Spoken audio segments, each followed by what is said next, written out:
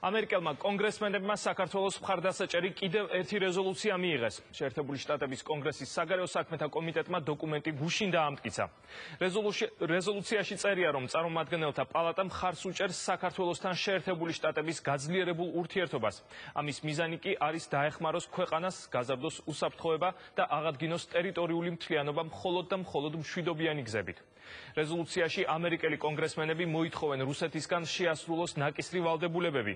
ისინი ღიად მოუწოდებენ რუსეთის მთავრობას იძულებით გადაადგილებულ პირებს სრული, ღირსეული, უსაფრთხო და ნებაყოფლობითი დაბრუნების საშუალება მისცეს. ასევე საერთაშორისო მისიები დაუშვას ოკუპირებულ რეგიონებში. რეზოლუციაში მხარდაჭერილია საქართველოს ტერიტორიული მთლიანობა და ქვეყნის ნატოში გაწევრიანების მისწრაფება. საუბარია ასევე მომავალი არჩევნების თავისუფალ და სამართლიან გარემოში ჩატარების მნიშვნელობაზეც. საქართველოს შეერთებული შტატებისა და დასავლეთის მნიშვნელოვანი პარტნიორია. ვფიქრობ, ჩვენი ქვეყანა მეგობრების გვერდით უნდა დადგეს. ასეთი მეგობარი საქართველოა. არ მომწონს, რომ რუსეთი შეიჭრა საქართველოში. ეს უკანონობაა. მე მხარს ვუჭერ საქართველოს ნატოში გაწევრიანებას. ძალიან მნიშვნელოვანია, რომ ეს რეზოლუციაც ამას გამოხატავს. მე ასევე მხარს ვუჭერ ქართველი ხალხის ბრძოლას რუსეთის აგრესიის წინააღმდეგ. ძალიან მნიშვნელოვანია გამოვხატოთ, რომ გვაღელვებს საქართველოს საკითხი. ის რომ სამხრეთ ოსეთი და აფხაზეთი ოკუპირებულია და კონტროლდება რუსეთის მიერ.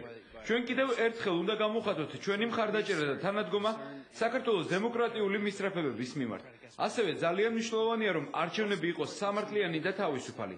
ჩვენ არავის მხარეს არ ვიჭერთ, მაგრამ გვინდა, რომ არჩევნები იყოს ძლიერი. მხოლოდ საქართველოს მოსახლეობის გადასაწყვეტია, ვის აირჩევს მთავრობაში.